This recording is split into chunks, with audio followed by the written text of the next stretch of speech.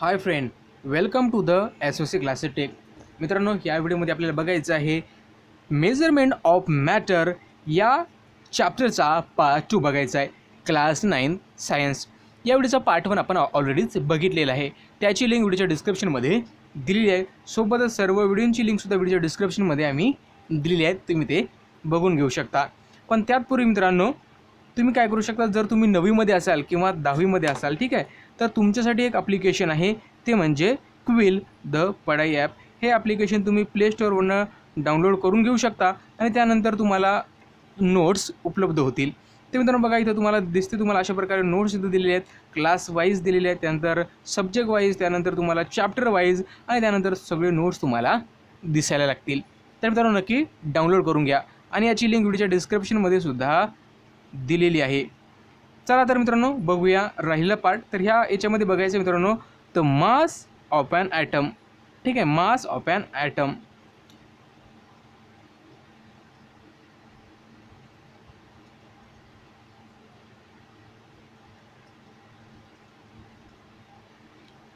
तर मित्रांनो, मास of an item आपल्याला बघायचं आहे. The mass of an atom is concentrated in its nucleus and it is due to the proton and neutron in it. तर मित्रांनो, कुठल्याही ॲटमचं मास हे त्याच्या न्यूक्लियसवर असते. ठीक आहे, न्यूक्लियसवर डिपेंड असते असं आपण म्हणूया. का? कारण त्याच्या न्यूक्लियसमध्ये प्रोटॉन आणि न्यूट्रॉन हे दोन त्याच्यामध्ये घटक असतात असं म्हणूया. प्रोटॉनवर पॉझिटिव्ह चार्ज असतो, न्यूट्रॉन हा न्यूट्रल असतो. ध्यानात ठेवा मित्रांनो. ठीक आहे.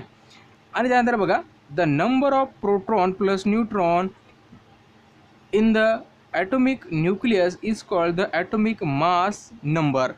ॲटॉमिक मास नंबर म्हणजे काय? तर त्या न्यूक्लियसमध्ये किती ॲटम आणि किती प्रोटॉन आणि किती न्यूट्रॉन आहे त्यालाच आपण काय म्हणतो? ॲटॉमिक मास असं म्हणतो. Proton and neutrons are together called the nucleus. आणि या दोघांना मिळूनच आपण काय म्हणतो? त्याला न्यूक्लियस असं म्हणतो. Atom is very tiny so we can't directly measure the mass of the atom, so it expressed in the relation to the other, that is the hydrogen. तर मित्रांनो, ॲटम हे सर्वात टिनी आहे, म्हणजे खूप लहान आहे, त्याला आपण डोळ्याने सुद्धा पाहू शकत नाही. तर मित्रांनो, मग त्याचं मास कसं आपण मेजर करणार आहे की नाही? त्याचं मास आपण कसं मेजर करणार? तर त्याचं मॅस आपण काय करतो असतो? दुसऱ्या एखाद्या ॲटमसोबत रिलेट करत असतो. ठीक आहे. The relation mass of a hydrogen atom which has only the proton in its nucleus was accepted as a 1. तर बघा मित्रांनो, आपण त्याची तुलना कशासाठी करतो? तर हायड्रोजनसोबत करतो. कारण हायड्रोजनच्या न्यूक्लियसमध्ये फक्त एकच प्रोटॉन आहे. किती आहे? एकच प्रोटॉन आहे.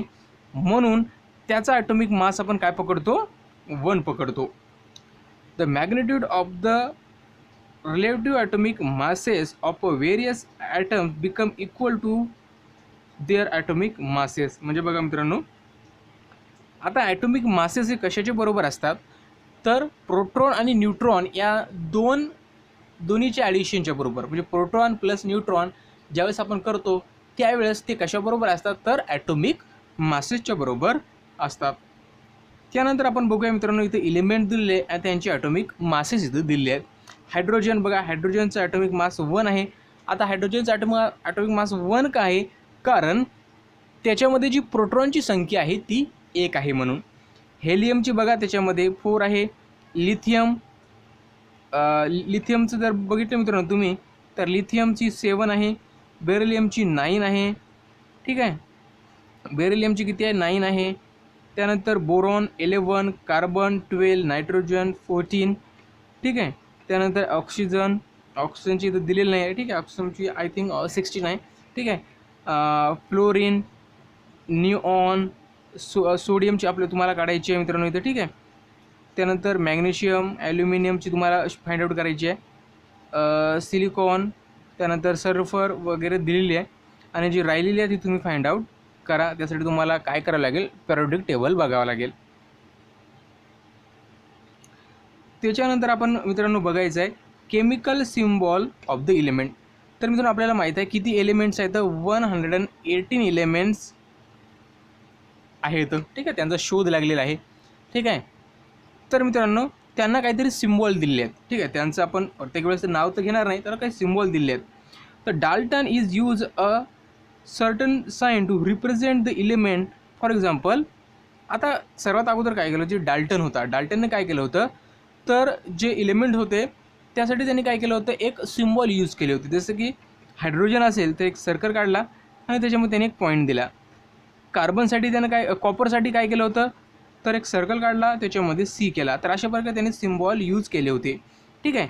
त्यानंतर बघा, आणि जे आज आपण यूज करतो ते कोणी डिटरमाइन केले आहेत, कोणी निश्चित केले आहेत, ते केले आहे IUPACने. IUPAC म्हणजे काय, international union of pure and applied chemistry. हे काय मित्रांनो, एक संस्था आहे. तर ही संस्था काय करते, जे काही इलिमेंट डिस्कवर झाले त्यांना जे सिम्बॉल रिप्रेझेंट करते किंवा त्याला पण सिम्बॉल डिटरमाइन करते. आता अकॉर्डिंग टू दिस मेथड, याच्यानुसार काय होतं, जे एलिमेंट्स डिस्कवर होतात त्याला काय करतात, कुठलाही सायंटिस्ट असेल त्याचं नाव देण्यात येते, ठीक आहे. ज्यांनी ते डिस्कवर केलं त्यांचं नाव देऊ शकतात, ठीक आहे. डिस्कवर केल्यानंतर त्याला नाव देण्यात येते. तर ते फर्स्ट लेटर त्यांच्या नावाचं कॅपिटल फर्स्ट लेटर देऊ शकतात, आणि कॅपिटल फर्स्ट लेटर दिल्यानंतर जे सेकंड लेटर असते ते स्मॉल असते. सेकंड लेटर काय असते, स्मॉल असते. मग त्यांचं नाव असू शकते किंवा त्यांच्या रिलेटेड एखादी गोष्ट असू शकते. अशा प्रकारे त्यांना आपण नाव वगैरे देत असतो. त्यानंतर आहे molecules of element and compound. तर मित्रांनो बघा, जे मॉलिक्युल्स ऑफ इलिमेंट अँड जे कंपाऊंड आहेत बघा, मोनो ॲटॉमिक असतात, त्याला पण काही मॉलिक्युल्स असतात, त्याला हेलियम आणि निऑन.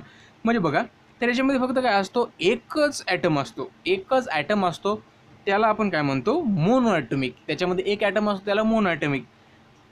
पॉली ॲटॉमिक मॉलिक्युल्स म्हणजे त्याच्यामध्ये दोनपेक्षा जास्त ॲटम असतात, त्याला आपण पॉली ॲटॉमिक म्हणतो, ठीक आहे. आणि डायॲटॉमिक म्हणजे काय, ज्याच्यामध्ये दोन ॲटम असतात, त्याला आपण डायॲटॉमिक म्हणतो. फॉर एक्झाम्पल O2, ऑक्सिजन, ठीक आहे, S2 फॉर एक्झाम्पल, ठीक आहे मित्रांनो, याला आपण डायॲटॉमिक म्हणतो. त्याच्यानंतर आपण बघूया मित्रांनो molecular mass and concept of the mole. आता मोल म्हणजे काय असतं ते नेमकं कन्सेप्ट समजून घेऊया आपण, ठीक आहे. मॉलिक्युलर मासचा, तर molecular mass of a substance. बघा, आता मॉलिक्युलर मास काय असतो, molecular mass of a substance is the sum of the atomic masses of all the atom in a single molecule of that substance. म्हणजे एखादा पदार्थ आहे, त्याच्या सिंगल ॲटममध्ये जे काही ॲटम आहेत त्या सगळ्यांचं ॲटॉमिक मास त्याला आपण मॉलिक्युलर मास म्हणतो, ठीक आहे. फॉर एक्झाम्पल हे दिलेलं आहे S2O. S2 या कंपाऊंडमध्ये, ठीक आहे, दोन ॲटम दिलेले आहेत, ठीक आहे. काय दिलं आहे, एक दिलेलं आहे हायड्रोजन आणि दुसरा दिलेला आहे ऑक्सिजन. तर बघा, हायड्रोजन आहे आणि ऑक्सिजन आहे. हायड्रोजनचा ॲटॉमिक मास किती आहे तुम्हाला सर्वांना माहीत आहे मित्रांनो. हायड्रोजनचा ॲटॉमिक मास किती आहे, हायड्रोजनचा ॲटॉमिक मास 1 आहे आणि ऑक्सिजनचा किती आहे 16 आहे. पण हायड्रोजनमध्ये हायड्रोजनचे किती मॉलिक्यूल आहेत, S2 आहे. S2 म्हणजे काय, हायड्रोजनचे 2 मॉलिक्यूल आहेत, बरोबर. S2 म्हणजे हायड्रोजनचे 2 मॉलिक्यूल आहेत, म्हणजे इथं आपण 2 लिहिलेलं आहे, 2 मॉलिक्यूल आहेत. ऑक्सिजनचा एकच मॉलिक्यूल आहे, बरोबर आहे. मग ॲटॉमिक मास किती आहे, 1. ॲटॉमिक मास आणि नंबर ऑफ मॉलिक्यूल्स किती आहे, 2. 1 × 2 म्हणजे 2, ठीक आहे. आणि यू म्हणजे काय, झालं डाल्टन म्हणतात सर्वात, ठीक आहे. डाल्टन म्हणतात, म्हणजे ॲटॉमिक मास मोजायचं असेल तर, ठीक आहे. जे ॲटॉमिक मॉलिक्युलर मास आपण मोजतो ते डाल्टनमध्ये मोजतो, याला आपण यूने रिप्रेझेंट करतो, ठीक आहे. त्यानंतर बघा, ऑक्सिजनचा जर बघितला मित्रांनो, ऑक्सिजनमध्ये जर तुम्ही बघितला तर ऑक्सिजनमध्ये एकूण ॲटॉमिक मास किती आहे, 16 आहे, बरोबर आहे. आणि नंबर ऑफ ॲटम्स किती आहेत, number of atoms in a molecules 1. त्या मॉलिक्युल्समध्ये ॲटम किती आहेत, 1. म्हणजे 16 × 1 म्हणजे येईल 60. आणि दोघांची जर ॲडिशन केली तर ते येईल 18. म्हणजे याचं जे मॉलिक्युलर मास आहे ते 18. म्हणजे काय करायचं, जे ॲटम आहेत त्या ॲटममधल्या जे मॉलिक्युल्स आहेत त्या मॉलिक्यूलमध्ये प्रत्येकाचे किती ॲटम आहेत आणि त्यांचं ॲटॉमिक मास किती आहे त्यावर आपण हे काढू शकतो. त्यानंतर मित्रांनो बघा, आपल्याला सांगितलं एक मोल म्हणजे काय, तर एकदम सोपं आहे. मोल म्हणजे काय, a mole of a compound is a mass of that substance. म्हणजे त्या सबस्टन्सचं मास आहे. कंपाऊंड म्हणजे काय, त्या सबस्टन्सचं मास आहे इन अ ग्राम. कशामध्ये, ग्राममध्ये. ते कशाबरोबर असते, equal to the molecular mass. म्हणजे बघा, त्याचं जे काही मॉलिक्युलर मास आहे कुठल्याही ॲटमचं, त्यालाच आपण काय म्हणत असतो, फॉर एक्झाम्पल मोल म्हणूया. ठीक आहे, जेवढं ग्राम तेवढा मोल आपण कन्सिडर करूया. तर बघा मित्रांनो, मोल काढण्याचा फॉर्म्युला आहे. फॉर्म्युला काय मोल काढण्याचा, तर mass of a substances in a gram, म्हणजे कुठलाही सबस्टन्स असेल ते की ग्राममध्ये त्याचं मास किती आहे. नंतर molecular mass of the substance, त्या सबस्टन्सचं मॉलिक्युलर मास किती आहे हे डिवाइड करून आपण काढू शकतो. तर आपण त्यासाठी, ठीक आहे, म्हणजे फॉर एक्झाम्पल बघा,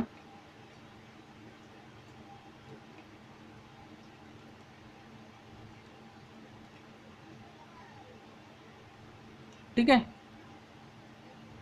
तर इथं आपल्याला दिलेलं आहे mass of a carbon dioxide in a gram, ते किती आहे, मास किती आहे 66, आणि मॉलिक्युलर मास जर बघितलं तर 44 आहे. ठीक आहे, तर एक ग्राममध्ये, हे ग्राममध्ये आहे म्हणजे आपण त्याला मोजावं लागतं. ठीक आहे, आणि ॲक्च्युअल जे मास आहे, ॲक्च्युअल म्हणजे जे मॉलिक्युलर मास आहे, ठीक आहे, ते आहे 44. जर याला डिवाईड केलं आणि जे काही येईल ते असेल त्याचं, त्याला आपण काय म्हणूया, त्याला म्हणूया आपण काय, सॉरी, त्याला एक मोल म्हणूया. ठीक आहे, काय विसरलो मी. ठीक आहे, त्याला आपण मोल म्हणूया. काय म्हणूया, मोल. अहोगॅड्रोज नंबर म्हणजे काय, तर number of molecules in a 1 mole of a substance is constant. ठीक आहे, आता नंबर ऑफ मॉलिक्युल्स, एका मोलमध्ये किती असतात, एक मोल आहे, त्याच्यामध्ये जे काही मॉलिक्युल असते ते काय असतात, कॉन्स्टंट असतात, ध्यानात ठेवायचं आहे कुठलेही. The Italian scientist Avogadro's did pioneer work in this contest, आणि त्यांनी याच्यामध्ये खूप कार्य केलेलं आहे. ठीक आहे, त्यामुळे therefore this number is called the Avogadro's number, त्यामुळे याला अहोगॅड्रोज नंबर म्हणतात. आणि तो कशाने दर्शवतात, तर एन ए, दिसतो तुम्हाला एन ए यानं ते दाखवत असतात अहोगॅड्रोज नंबर. ठीक आहे, आता बघा मित्रांनो, अहोगॅड्रोज नंबर काय, अहोगॅड्रोज नंबर म्हणजे काय असतो, तर एक मोलमध्ये किती मॉलिक्युल्स आहेत. ठीक आहे, एखाद्या सबस्टन्सचे एखाद्या मोलमध्ये, एक मोल म्हणजे काय, तर हे मोल झाला याचा. ठीक आहे, यांचा हा मोल झालेला आहे, आणि याच्यामध्ये किती मॉलिक्युल्स आहेत त्याला आपण अहोगॅड्रोज नंबर म्हणतो, आणि हे कुठल्याही मॅटरसाठी कॉन्स्टंट असतात. ठीक आहे, तरी दिलेलं आहे 1 gram mole of carbon dioxide contain, 1 gram carbon डायऑक्साईडमध्ये किती असतो, 6.022 इंटू 10⁻23 मॉलिक्युल्स हे कॉन्स्टंट आहेत, म्हणजे कुठं जरी गेलं तर आपल्याला हेच मिळणार. त्याच्यानंतर बघा मित्रांनो, 1 डझन बनानास आर 12 बनानास, जर आपण 1 डझनमध्ये काय असतो, 12 बनानास सर्वांना माहीत आहे. त्यानंतर 44 notebooks are make a 1 gross of notebook. 1 gross म्हणजे काय, 44 नोटबुक. ठीक आहे, 1 ग्रॉस म्हणजे काय, 44 नोटबुक. त्याचप्रकारे सेम वे 1 मोल म्हणजे काय, तर 6.022 इंटू 10⁻23 मॉलिक्युल्स, ध्यानात ठेवा. ठीक आहे, मग तो मॉलिक्युल्स साल्टचा असो की तो मॉलिक्युल्स कुठल्या वॉटरचा असो, कशाचाही तो मोल असो. ठीक आहे, आता मित्रांनो काय लक्षात ठेवायचं आपल्याला, the number of molecules in a given quantity of a substance is determined by it's molecular mass. म्हणजे काय सांगितलेलं आहे, number of molecules in a given quantity of a substance, म्हणजे एखादा सबस्टन्स आहे त्याच्यामध्ये किती मॉलिक्युल्स आहेत हे आपण डिटरमाइन कशानं करतो, बाय इट्स मॉलिक्युलर मासने. ठीक आहे, the number of molecules in a equal masses of different substances is a different number of molecules in equal masses. ठीक आहे, नंबर ऑफ मॉलिक्युल्स आहेत म्हणजे खूप मॉलिक्युल्स आहेत, इन इक्वल मासेस, त्यांचं मास कसं आहे, इक्वल आहे, in a different substances is a difference. ठीक आहे, ते वेगवेगळे असते. 1 mole of a quantity of a different substances, 1 mole quantity. ठीक आहे, 1 mole quantity of a different substances have a different masses measure in a gram, आणि त्यांचं मास जर ग्राममध्ये बघितलं तर वेगळं असू शकते.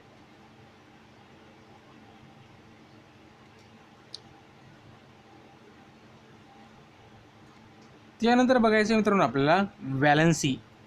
ठीक आहे, तर व्हॅलन्सी म्हणजे काय, the capacity of an element to combine is called valency. म्हणजे कुठल्याही एलिमेंटची कंबाईन करण्याची जी कॅपॅसिटी असते त्याला आपण व्हॅलेन्सी असं म्हणतो.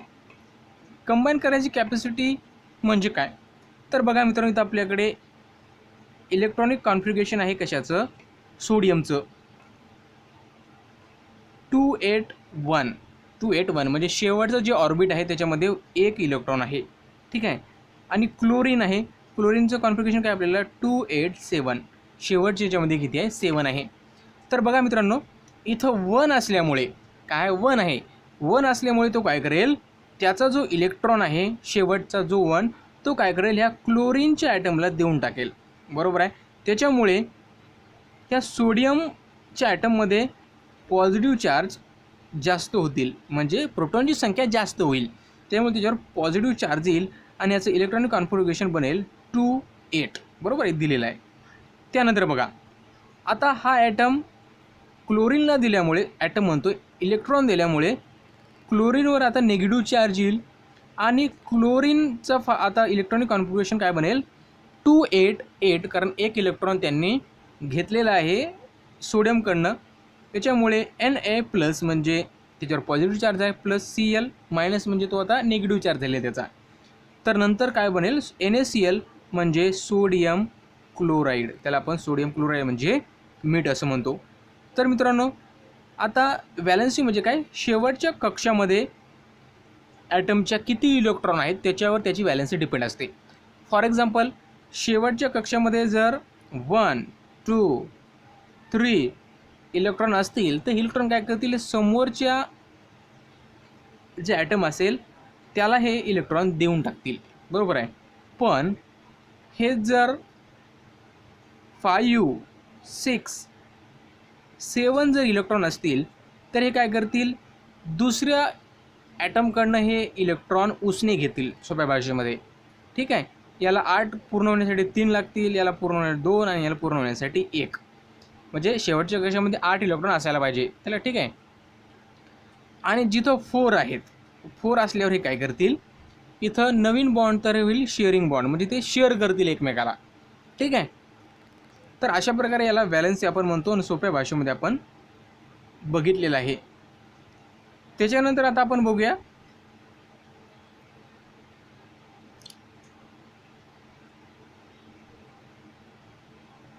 under the different condition the atom of some elements give the away or take up the different numbers of electron. In such a case those elements exhibit more than one valency. This property of the element is called the variable valency. म्हणजे बघा, जे इलेमेंटची जी property असते ती काय करतात, एकापेक्षा जास्त valency आहे, म्हणजे ते काय करू शकतात, शेअर पण करू शकतात किंवा इलेक्ट्रॉन घेऊ शकतात किंवा देऊ शकतात, जे असे व्हॅलेन्सी दाखवतात, तर त्याला आपण काय म्हणतो, व्हेरिएबल व्हॅलेन्सी म्हणतो. तर इथं आपल्याला टेबल कंप्लीट करायचं आहे. हायड्रोजन दिलेला आहे, हायड्रोजनचा ॲटॉमिक नंबर 1 आहे, इलेक्ट्रॉन कॉन्फिगरेशन 1 आहे, तर याची व्हॅलेन्सीसुद्धा 1च असणार आहे. आणि ठीक आहे, व्हॅलेन्स इलेक्ट्रॉन 1 आहे आणि व्हॅलेन्सी 1 आहे. अशा प्रकारे बघा मित्रांनो, ॲटॉमिक नंबर 2 आहे, इलेक्ट्रॉनिक कॉन्फिगरेशन 2 आहे आणि व्हॅलेन्स इलेक्ट्रॉन म्हणजे शेवटच्या कक्षामध्ये इलेक्ट्रॉन 2 आहेत, पण याला व्हॅलेन्स 2 आहेत म्हणजे शेवटच्या कक्षामध्ये. आता शेवटच्या कक्षामध्ये काय मित्रांनो, तर याचा मित्रांनो ध्यानात ठेवा की शेवटच्या कक्षामध्ये बघा जे ऑर्बिट असतात त्या ऑर्बिटला वेगवेगळी एनर्जी लेवल असते. पहिल्या ऑर्बिटमध्ये 2, दुसऱ्या ऑर्बिटमध्ये 8. ठीक आहे.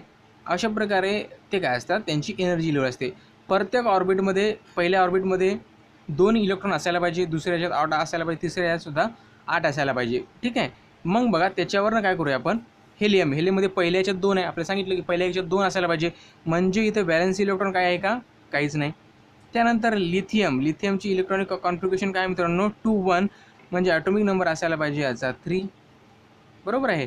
आणि व्हॅलेन्स इलेक्ट्रॉन म्हणजे शेवटच्या कक्षामध्ये इलेक्ट्रॉन किती आहे 1 आणि व्हॅलेन्सीसुद्धा याची 1 आहे. बेरिलियम किती आहे, ॲटॉमिक नंबर 4 आहे, म्हणजे याचे इलेक्ट्रॉनिक कॉन्फिगरेशन असले पाहिजे 2 आणि 2. आणि शेवटच्या कक्षामध्ये किती इलेक्ट्रॉन आहेत, तरी 2, म्हणजे इथं 2 यायला पाहिजे आणि व्हॅलेन्सी किती असायला पाहिजे, 2 असायला पाहिजे. त्याच्यानंतर बघा मित्रांनो, आपण बघूया कार्बनमध्ये इलेक्ट्रॉन कॉन्फिगरेशन किती आहे 2 आणि 4 आहे, म्हणजे इथं कार्बन किती असायला पाहिजे 6. ठीक आहे, ॲज ॲडिशन. आणि पहिल्या याच्यामध्ये 2 असतात, सर्वांना माहीत आहे. दुसऱ्यात 8 असायला पाहिजे, पण 4च आहेत. म्हणजे व्हॅलेन्सी इलेक्ट्रॉन किती आहेत, 4 आहेत. आणि व्हॅलेन्सी किती असायला पाहिजे इथं, 4. ठीक आहे. आणि नायट्रोजन 7 आहे, म्हणजे इथं असायला पाहिजे इलेक्ट्रॉन कॉन्फिगरेशन 2 आणि 5. ठीक आहे, इथं असायला पाहिजे ते 2 आणि 5. आणि व्हॅलेन्सी इलेक्ट्रॉन आहे इथं 5. ठीक आहे. आणि हे काय करेल आता मित्रांनो, ही इलेक्ट्रॉन काय करेल आता, इलेक्ट्रॉन हे 5 आलेले आहे. 5 आलेले आहे म्हणजे इलेक्ट्रॉन तो देईल का, तर नाही, तो इलेक्ट्रॉन घेईल. किती इलेक्ट्रॉन घेईल, ऑर्बिट पुरवण्यासाठी किती इलेक्ट्रॉन लागतात आपल्याला, 3 लागतात, कारण 8 पाहिजेत ना, म्हणजे जी व्हॅलेन्सी झाली 3. बरोबर आहे, हे समजून घ्या. त्यानंतर ऑक्सिजन बघा मित्रांनो, 2 आणि 6 म्हणजे इथे यायला पाहिजे 8. शेवटच्या इलेक्ट्रॉन कॉन्फिगरेशन आहे 2 आणि 6. व्हॅलेन्सी इलेक्ट्रॉन शेवटच्या कक्षामध्ये 8 इलेक्ट्रॉन आहेत. आणि हे काय करेल, 2 इलेक्ट्रॉन उसने घेईल, कारण याला 8 करायचे शेवटच्या कक्षामध्ये, म्हणजे इथे येईल 2. तर बाकीचं मित्रांनो तुम्ही सॉल्व करा, मी तुम्हाला हे समजून सांगितलेलं आहे.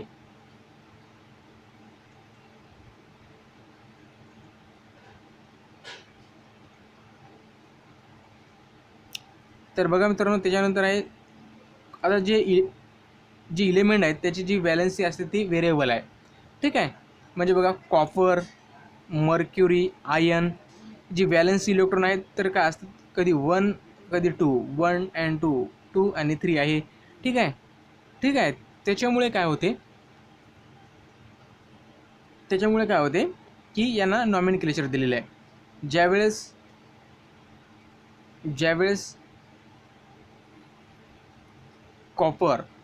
कॉपरवर जेव्हा व्हॅलेन्सी 1 असतो त्यावेळेस त्याला कुपरस म्हणतात. आणि त्याच्यावर ज्यावेळेस त्याची व्हॅलेन्सी 2 असते तेव्हा त्याला कप्रिक म्हणतात. ठीक आहे, अशा प्रकारे नावं दिले तुम्हाला. त्यानंतर मर्क्युरस. ठीक आहे, ज्यावेळेस त्याची व्हॅलेन्सी 1 असते त्याला मर्क्युरस म्हणतात. आणि मर्क्युरिक म्हणतात किंवा ज्याची व्हॅलेन्सी जेव्हा 2 असते, हे ध्यानात ठेवा. ठीक आहे. आता आपल्याला बघायचं आहे रॅडिकल्स म्हणजे काय. तर बघूया. तर रॅडिकल्स म्हणजे काय आपण बघूया. ठीक आहे, ज्यावेळेस मित्रांनो बघा कटायन आणि अनायन हे काय आपण बघूया, पण त्या अगोदर थोडीसं आपण इथं वाचूया, त्यानंतर तुमच्या लगेच लक्षात येईल.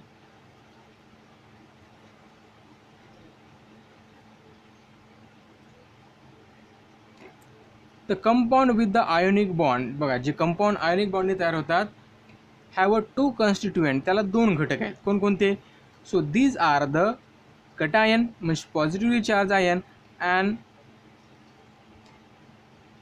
ॲनियन मीन्स निगेटिव्हली चार्ज आयन. बघा त्याच्यामध्ये 2 आहेत. ज्यावेळेस कंपाऊंड तयार होतो आयनिक बॉन्डने त्यामध्ये 2 कॉन्स्टिट्युएंट असतात, एक पॉझिटिव्ह आणि एक निगेटिव्ह चार्ज असतात, त्याला आपण कटायन आणि अनायन म्हणतो.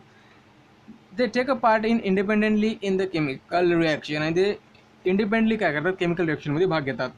म्हणून therefore they called the radicals. Radicals म्हणजे काय, जे कटायन आणि अनायन असतात ते इंडिपेंडंटली केमिकल रिॲक्शनमध्ये भाग घेतात, म्हणून त्याला आपण रॅडिकल्स असं म्हणतो.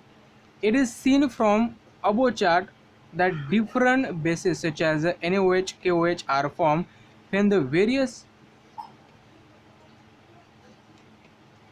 cationic radicals are pair with the anionic radicals hydroxide. Hence cation radicals are also called the basic radicals.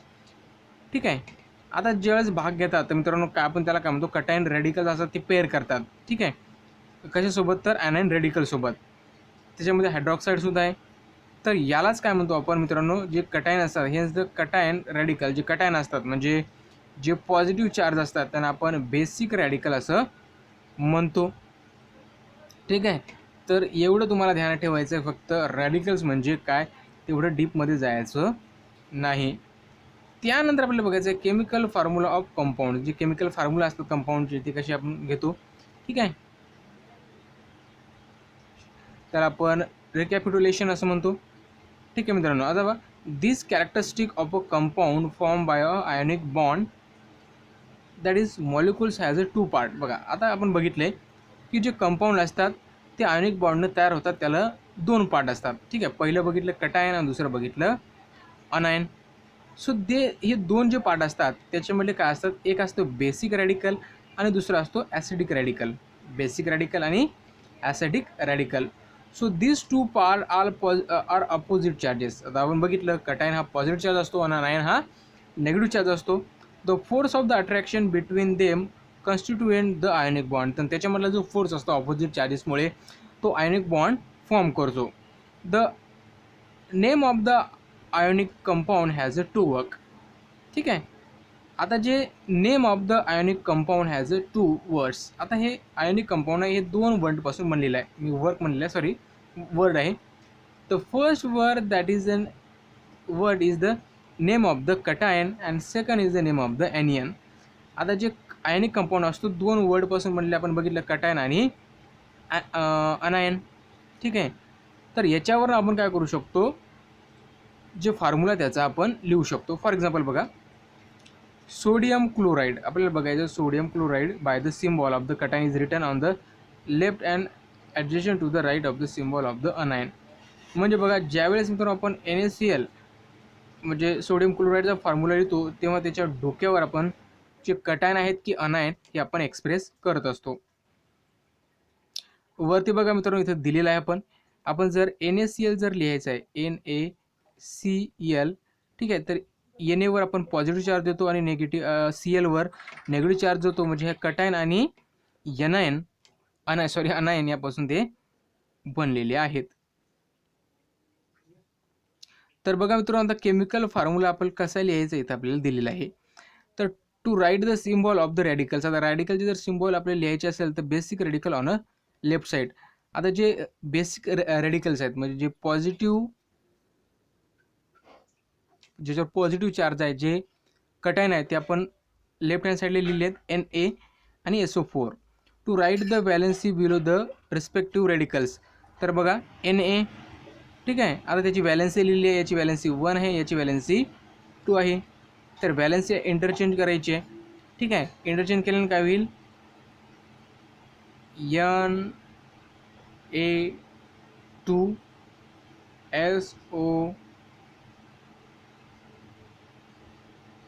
Na2SO4 already आहे. ठीक आहे. SO4 म्हणजे बघा SO4 म्हणजे बघा मित्रांनो काय करायचं आहे, Na याच्यासोबत आपल्याला इकडे द्यायचं आहे 2 आणि याचा जी व्हॅलेन्सी याला देऊन टाकायची आहे.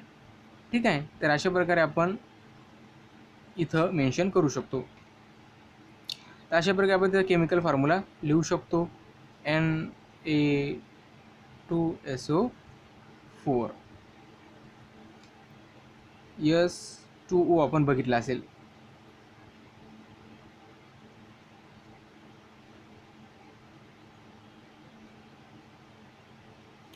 तर मित्रांनो इथं आयन्स आणि रॅडिकल्स दिलेले आहे. बेसिक रॅडिकल दिलेले आहेत बघा. हायड्रोजन, ठीक आहे, बेसिक रॅडिकल आहे. ठीक आहे. सोडियम म्हणजे सर्वांच्या याच्यावर कोणतं आहे बघा, सर्वांच्या याच्यावर इथे तुम्हाला दिसतोय की पॉझिटिव्ह चार्ज आहे, त्याला आपण बेसिक रॅडिकल म्हणतो. आणि इकडे बघा ॲसिडिक रॅडिकल्स आहे. ठीक आहे. यांची नावं पण इथं दिलेली आहेत. ठीक आहे.